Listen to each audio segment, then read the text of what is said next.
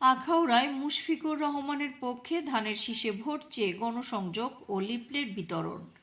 ব্রাহ্মণবাড়িয়া জেলা প্রতিনিধি SM নাসিরউদ্দিন খানের রিপোর্টে বিস্তারিত।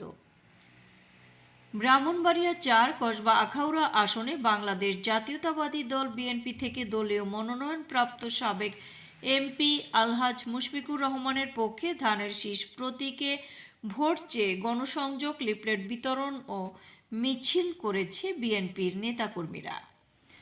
বৃহস্পতিবার বিকেলে আখাউড়া উপজেলার ধরখার ইউনিয়নের চান্দপুর বাজারে এই কর্মসূচি অনুষ্ঠিত হয়।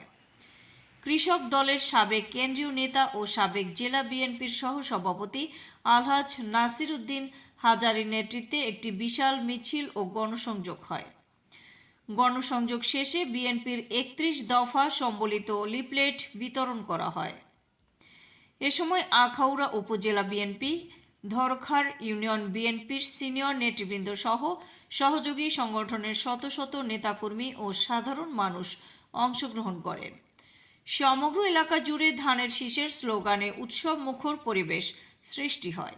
নেতাকর্মীরা বাজারের ব্যবসায়ী, ক্রেতা এবং স্থানীয় সাধারণ মানুষের হাতে লিফলেট তুলে দিয়ে মুশফিকুর রহমানের সালাম পৌঁছে দেন।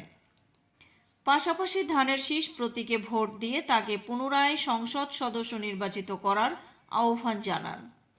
মিছিল শেষে আলোচনা সভায় বক্তব্য রাখেন কেন্দ্রীয় কৃষক দলের সাবেক সদস্য মোহাম্মদ নাসিরউদ্দিন হাজারী, আখাউড়া উপজেলা বিএনপির সহসভাপতি আবুল ফারুক বকুল, উপজেলা বিএনপির সাংগঠনিক সম্পাদক শেখ হুমায়ুন কবির জীবন, পৌর বিএনপির সাবেক সাধারণ সম্পাদক মোহাম্মদ শাহাদাত হোসেন লিটন সহ অন্যরা।